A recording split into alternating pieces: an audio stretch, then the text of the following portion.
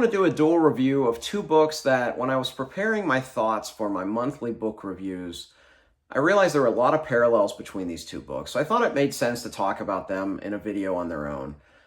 Additionally, I wanted to talk about them a little bit longer than I normally do in those monthly reviews. So the two books that I'm going to talk about today are The Bloodstones by Tori Tecken and Shadows of a Dark Queen by Raymond Feist.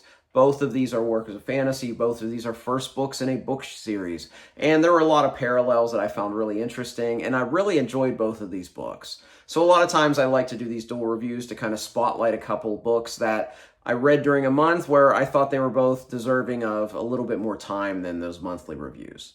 So I will jump around a little bit. I will probably put chapters below with dedicated sections for each book, but truth be told, there's a lot of comparing and contrasting between these books because of the many parallels in the storytelling techniques that I want to talk about them together at times. So if you're interested in either of these books, I do recommend probably watching the whole video rather than just watching the section below about the specific book that you might be interested in. So these two books, I think I mentioned already, are both book ones of a book series. The Bloodstones is the first book in a series called Legends of the Bruhai, and Shadow of a Dark Queen is the first book in a Serpent War saga. This is a work in progress, this series. This first book is the only one that's out so far. This book came out last year. So I'm unsure of the length of this series, whether it's going to be a trilogy or a different length, but this is a book one, and it's the beginning of something I think it's going to be pretty great. This is a book one of a series that is 4 books, a tetralogy or a quartet called the Serpent War Saga. And this was published in the 1990s. And this is part of Raymond Feist's overarching Rift War cycle, which encompasses several different book series within that overall cycle. But I think in many ways, this could be a standalone novel with maybe an asterisk if you haven't read the previous books in the series. But I'll talk about that a little bit specifically when I just talk about this book. But there's some interesting things that both of these books do similarly and do very well. First of all, I love the way that both of these books kind of embrace a plotting technique which is very typical of traditional fantasy, where we get a character that's kind of going to be the main protagonist and we stick with that character for quite some time at the beginning of the book. I like this traditional method of storytelling because it really allows me as a reader to feel grounded in the world. A lot of times especially in the first book of a series, you're in a brand new world, maybe a brand new universe, and you're trying to understand the setting, and it just helps when you're not jumping around POVs like frankly, a lot of modern authors do this quite often, and it makes it often disjunct. A lot of times it works very well, but sometimes it's really tough to kind of get your footing in the setting. And I feel both of these books did this very well. Now with Feist's setting, I already knew the setting because it's the fourth book series that I've read of his, so I understand the setting pretty well. But with Tecken's book, this is a brand new series. So it was really nice to kind of sit with this one character, get my bearings, understand the world before she branched out and reminded you, hey, this is a work of epic fantasy. So I really enjoyed how both authors did that very well. A couple other things that happen in both of these books, which are great parallels, is one of my favorite things, not just in fantasy, but in literature in general, is you get some great coming-of-age tales. But I would call both of these coming-of-age tales unorthodox in many ways. In The Bloodstones, the coming-of-age tale is not in a setting that is very traditional fantasy. It's one of the facets of this story that feels a lot more modern. It's a very different kind of setting to experience a coming-of-age tale.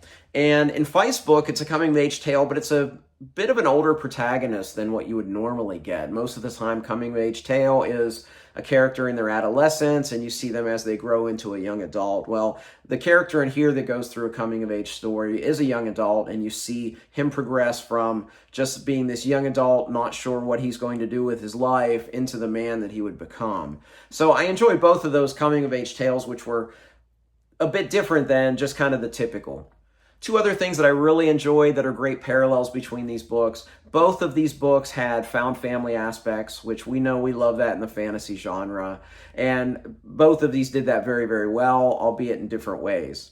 And the other thing that I liked about this is both of these books, although they were book ones, had a solid ending that made you long for book 2, but didn't make it feel like you just cut off in the middle of a book. I was actually thinking about this quite recently when actually the author, Tori Tecken, on her channel, Tori Talks, had a video about this, talking about book ones and closure and all of that. And I think sometimes you get maybe a cliffhanger, or you get a first book that just kind of fades to black and doesn't come to a good ending. And it's something I've known that Feist has done really well his entire career, is that all of his books in many ways can stand alone, especially as book ones. You could read book one, you could quit the series right there, and you would have had a perfectly well-told story that, although the big story is not done yet, this story is done. And I thought Tecken did that very well, and I'll talk about that when I talk about her book specifically. So let's talk about the Bloodstones and a lot of the things that I enjoyed about this. I would say, generally speaking, this is a book for people that enjoy modern fantasy, but still like some of the traditional elements of fantasy. I already talked about two of the big ones. We get a coming-of-age tale, and we get a found family. And in addition to that, we get a multi-POV story, but it starts with one, then it branches out to two, and then it branches out beyond that. And I like the way that we kind of eased our way into this. Again, I mentioned kind of you find your footing, and by sitting with one character for a while, you were able to understand a lot of what was going on before it branched out too much. And the first character that you meet is the coming-of-age character, and we get to follow him in a very different kind of setting that is not what you would expect for a coming-of-age tale. And I'll just leave it at that. If I even tell you what it is, it's a total spoiler for one of the parts of the book that I really enjoyed. The found family is a great aspect of this book as well, but it has a lot of the traditional things that you enjoy about fantasy. It has some great political intrigue in there. It has some great kind of fantasy, I don't know if races is the right term, but different kind of peoples in this story. There's some interesting magic that I like the magic because you got a little bit of it, but you didn't get the full exposition to make it a hard magic system or like that. So I really enjoyed that. And then some of the modern things that I really enjoyed were especially just the way that the characters' motivations weren't clear, especially the ones that were not the point of view characters, and how some of them changed throughout the story. You know, this was not traditional fantasy where we got a main villain and a main hero and things like that. Everything is very, very shades of gray, and you don't understand motivations. And you often don't even understand how relationships, what's going on with how a lot of these characters relate to each other. I also enjoyed when we got to the second point of view character. The second point of view character is in a different part of the continent, and she's part of these tribal people. And it was giving me total Aiel vibes from Wheel of Time. And that is a supreme compliment because that was one of my favorite aspects of that book series. And I enjoyed that aspect of the storytelling. And then we saw at the end there were three main point of views and two of the three converged. There's a brilliant plot turn at the end that I really enjoyed that I didn't see coming, and it made things very, very interesting. You saw a minor convergence of two of the stories, and I thought it came to a good conclusion. It's not the conclusion of the book series, but it came to a really good ending where I felt like I had just read a great book and I couldn't wait till the second book. And I mean, what more can you ask for a book one in a series? So let me talk about Shadow of a Dark Queen. Again, Shadow of a Dark Queen does start out just like the other book with a main character that's on kind of a coming-of-age tale. And he's also in peril. Both of these main characters are kind of dealing with some situations which are a little rough. And in this one in particular, I felt that I really wasn't sure how he was going to get out of some of the circumstances in which he found himself. And I found that really great storytelling because Feist is very good at that. Another thing that Feist is so good at is this story spans months. And he's one of the best authors I read that just is able to just very subtly and skillfully advance time while making you feel like you experience what was going on. For instance, there's a long sea voyage here and weeks pass. And sometimes there's not a written page about the weeks. And he lets you know kind of what happened and what has been going on. And he's really good at that. And I know it's something that's rare because I notice when authors are not good at that. And that's something that's always impressed me with Feist's storytelling.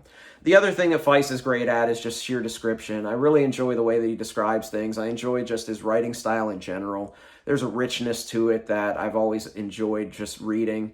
And this story goes across a couple continents, has a whole big cast of characters, and I felt that there was just quite a bit of kind of question about who was going to survive, what was going to happen, or are they going to be successful in kind of this quest that they embark upon? And you read through and you really don't know until you get to the end.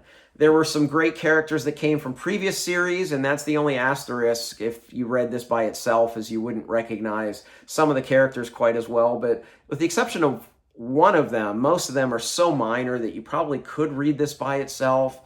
But one of the characters that was in the Krondor Sons duology becomes front and center in this one, and it's probably one of my favorite characters in the whole Rift War universe. So that was quite enjoyable for me. And again, Feist he writes a book that happens to be part of a greater series. That's one of the facets of the Rift War saga, the first few books that a lot of people talk about, sometimes positively and negatively, and I see it as a positive, that Magician is its own book. Silverthorn is its own book that just kind of continues some through narrative from Magician, and then A Darkness of Sethanon is its own book. They have a trajectory between the three books, but they are three independent novels that tell three different stories. And I like that. This told a complete story, but we know it's not done yet. And I can't wait to read book 2, Rise of a Merchant Prince. I'll be reading that this month. So if I had one criticism for each of these books, because that's about it, because I really enjoyed both of these books, and I hope that a lot of you would consider reading these books. My one criticism with the Bloodstones is I never felt a sense of suspense, especially in terms with the characters and what might happen to them. Even though both of the main point of view characters were in some really difficult situations, I never felt that they were ever in peril, that they were ever not going to get out of it kind of squeaky clean. So that was my only complaint about this book. Other than that, this book was a home run. This was just beautiful writing style. Self-published authors get a bad rap, and if you want to read one that truly has an affinity for this and has just a great writing style, a great command of the English language, definitely pick up Tori Tecken's The Bloodstones. For my one criticism of Shadow of a Dark Queen, one thing that I don't always like with Feist writing is sometimes he gives you exposition dumps, and they're not as artfully done as other times when he gives you exposition dumps. All authors have to do this. There's times that, hey, simply have to tell you what's going on. And sometimes it's artfully done with Feist, but sometimes it's not. Specifically in this one, there were a few chapters of kind of a metaphysical nature where some characters are talking about the nature of magic and the nature of the universe, because this is Rift War. This is a universe-spanning story. And I felt it really just bogged down the narrative. Every time we got to those discussions, the narrative kind of halted completely. And I was just anxious to get through it to get to the next thing. So that would be my only fault with this book. But both of these books are superb beginnings to book series. This is an established author. This is a somewhat new author. I love you to go pick up both of them and support both of them, because I enjoyed both of them. So hey, if you enjoyed this dual review, let me know. If you've read these books, let me know as well. And if I've convinced you to read them, I'd love to hear that as well. If you like this video, please like and subscribe. You can also find me on Twitter, Goodreads, and the Fireside Discord. I'd love to interact with you there. As always, thank you for watching. Till next time, goodbye.